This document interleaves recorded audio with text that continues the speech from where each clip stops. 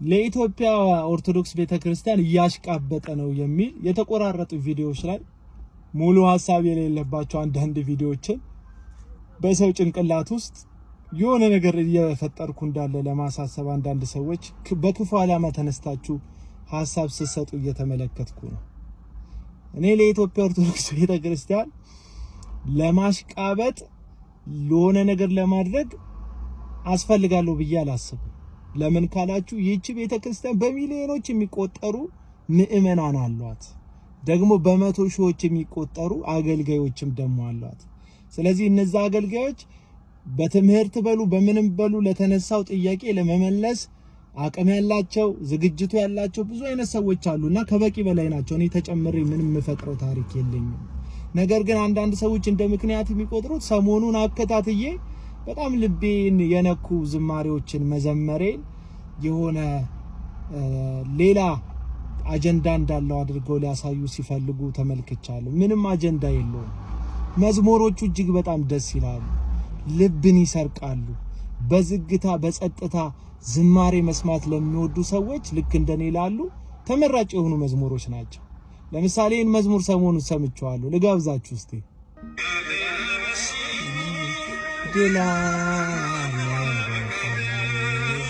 ድላለ በስሜ ድላለ በቃሌ ማራናታ አማኑኤል ስለ ማሪከፈና መዳናለም ስለ ይህንን መዝሙር ሲከፈት የትኛውን ቦታ ላይ አብረ ለመዘመር ልብ ከተዘጋ አብሮ እግዚአብሔር ካለ ድል አለ በቃል ድል አለ በስምህ ብለህ ለመዘመር ልብ አፍ ከተያዘ በቃ በጥላቻ ስለተያዝክ ነው እንጂ መዝሙሩ ውስጥ ከእግዚአብሔር ቃል ሐሳብ የሚጣላ ምንም ነገር የለም።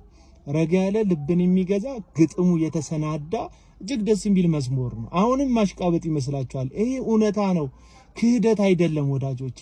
ኢየሱስ ክርስቶስን እውነቱን አምነናል ካላችሁ በእውነት ሁሉ ደስ ልትሰኙ እንጂ አልፎ አልፎ እውነት የሆነን ነገር እየጠላችሁ አይደለም እውነትን የምትቀበሉት። እውነትን አምናል፣ ኢየሱስን አምናል፣ በእውነት ደስ ይላል። ይሄ ደግሞ እውነት ነው። ሌላ አንድ ልቤን የነካ የዘመሩትን እውነት እንደራሴ እውነት አድርጌ ተቀብየዋለሁ። የዘመሩትን ግጥም እንደ እግዚአብሔር ቃል ሐሳብ ስለሆነ ከዚህ እውነት ጋር እስማማለሁ። ይህንን አልቃወምም እያልኳችሁ ነው። ስለዚህ እውነት የሆነውን ነገር እውነት፣ ሐሰት የሆነውን ነገር ሐሰት ለማለት ልባችሁ ከጥላቻ ቢጸዳ አንዳንድ ሰዎች ደስ ይለኛል። ወንጌል በፍቅር ነው፣ በብሽሽቅ አይሰበክም ነው ያልኳችሁ። ሌላ ምንም ክፉ አጀንዳ የለኝም።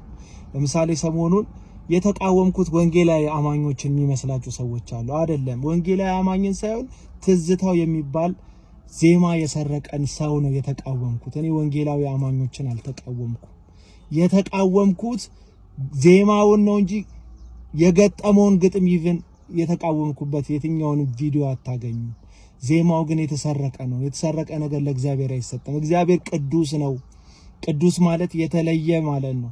የተለየ ፍጹም የሆነ ነው እግዚአብሔር። ስለዚህ ለእግዚአብሔር ዜማ ስታቀርቡለት የተለየ ዜማ መሆን አለበት። ለማንም ያልተቀኛችሁት መሆን አለበት። እግዚአብሔር ቅዱስ ስለሆነ እግዚአብሔር በብሉይ ኪዳን ዕቃዎችን ይቀድስ ነበር፣ ሰዎችን ለራሱ ይቀድስ ነበር፣ ተራሮችን ይብን ይቀድስ ነበር። በአዲስ ኪዳን ደግሞ እኛን ቀድሶናል። የአንደበታችን የልባችንን ፍሬ ቀድሶታል። ስም ይቀደስ ያላችሁትን የተቀደሰ አምላክ ከሆነ ዘፈን ጎትታችሁ ያልተቀደሰ ነገር ስትሰጡት ወይም ለሆነ አካል ቀድሞ የዋለን ነገር መጣምጥታችሁ ስትሰጡት ልክ አይደለም። ለእግዚአብሔር ነው ያልኳችሁ። እስትና ከልብ ቅንነት የዋህነት የሚጀምር እምነት ነውና ወደ ልባችሁ ቅንነትና የዋህነት ተመለሱ። ተባረኩልኝ። ስለዚህ ኃይሌ ማን ነው? ጉልበቴ ማን ነው? እግዚአብሔር። ኃይሌ የሆነኝ ማን ነው? እግዚአብሔር።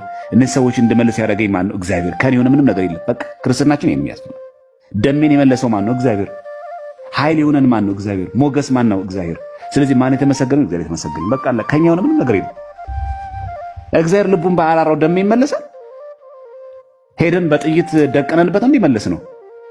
መከላከያ ኦራል ይዞ መጥተው እንዲመለሰው ኦርቶዶክስ አይደለም። በቃ ወዶ ፈቅዶ ነው። ይሄን ኃይል የሚሰጠው ማን ነው? እግዚአብሔር ነው። በእግዚአብሔር ታምነን መስራት አለብን። ከዛ ልጆቹን ስንመልስ ደግሞ ከእውነት ከልባቸው ስለ ማህተብ ትርጉም ነጠላ ስትገዛላቸው ራሱ የነጠላ ትርጉም ለምን ነጭ ሆነ? ክርስቶስ ከሙታን ተነስቷል እያልን አንድም አድርጓል እያልን ነው። በክርስቶስ ግራና ቀኝ የተቀመጡት መላእክት ተነስቷል እያልን ነው። ትምህርተ መስቀል ማድረጋችን ደግሞ ተሰቅሎ የነበረው አምላካችን ተነስቷል እያልን ነው። የነጠላ ትርጉም ሲገባ እባክህ እንደሚነጠላ መግለጽ ፈልጋለሁ ይላል። ልክ አንድ ሱሪ የምትለብስን ሴት እና እምብርቷን እያሳየች ቤተክርስቲያን የምትሄድ የነበረች ሴትን ወደ ቀሚስ የምትቀይራት እንዲህ ሱሪ የምታደርጉ ሰዎች ወየውልሽ እያልክ አይደለም። የቀሚስን ትርጉም ንገራታ። ሱሪ ሊያስጥል የሚችል ወንጌል ፍቅር በልባቸው ሳልባታ። ከዛ አይደለም ሱሪዋን አይደለም ቀሚሷን ራሷን ትክዳለች። ራሱን ይካላል ነው የሚለው። ከዛ መስቀል ተሸክሞ ይከተለኛል ነው የሚለው። መጀመሪያ ሰው ምን ማድረግ አለበት? በደንብ አብቶ እንዲያስተምር ማለት። ከዛ ጸጉሩን እየፈረዘ እያሳደገ ሹሩባ የሚሰራው ወንድ ራሱ ይቆረጠዋል። አይ ሚስጥሩ ሲገባ አይደለም ጸጉሬን ሕይወቴን እሰጣለሁ ለጌታ ይላል። እዚህ መጀመሪያ ፍቅረ እግዚአብሔር እንዲያድርባቸው የእግዚአብሔር ቤተክርስቲያን ትምህርት በደንብ እንዲገባቸው ማድረግ፣ ቤተክርስቲያን ስንሄድ አብረናቸው ይዘናቸው መሄድ፣ መንገድ ላይ ካህን ቢያገኙ ይሳለሙ። ካመኑማ ደስተኛ ነን። አልጠመኩም እንኳ አልሳልም አይባልም። አንገቱ ላይ ክር ይሰለሰየው ደስታ ነው። ሁሉ ነገር በልካም ነው ያለንና በጣም ትንሽ የሚያስቅ ነገር ነው። በእርግጥ በጣም ብዙ ጊዜ ሄደንበታል። በጣም ሰፊ ጊዜ ሰተን እንትን ብለነዋል ማለት በዩቲዩቦች ምናምን በደንብ በሰፊ ሄደንበታል። ዛሬ ግን ያው ከአባቶች አንጻር ምናምን ስለሆነ ሞር የሚያነሱት የአዛ ላይ ፎከስ አድርገን ምናምን ለመሄድ እንሞክራለን። ኦኬ ከአባቶች አንጻር ማለት ነው። ከመጽሐፍ ቅዱስ ግን ስላሴ ግን አይደለም በሐዲስ ኪዳን አይደለም በብሉይ ኪዳን በሚገባ እንደተገለጠና እንዳስተማሩ ነቢያት በጣም ብዙ ቪዲዮዎች በጣም ብዙ የመጽሐፍ ቅዱስ ማስረጃዎች አሉ። እነሱን ከጋዲ ጋርም አንድ ሴሽን ሄደንበታል በሰፊው መጽሐፍ ቅዱስ ላይ በብሉይም በሐዲስም ስለ ስላሴ የተሰበኩ ትምህርቶችን ምናምን በሰፊ ሄደንበታል።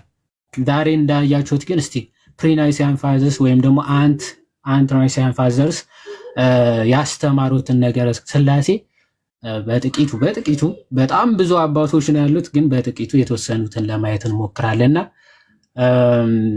ወደ እንትኑ ከመሄዳችን በፊት እስኪ የተወሰነ ሀሳብ ወንድሞች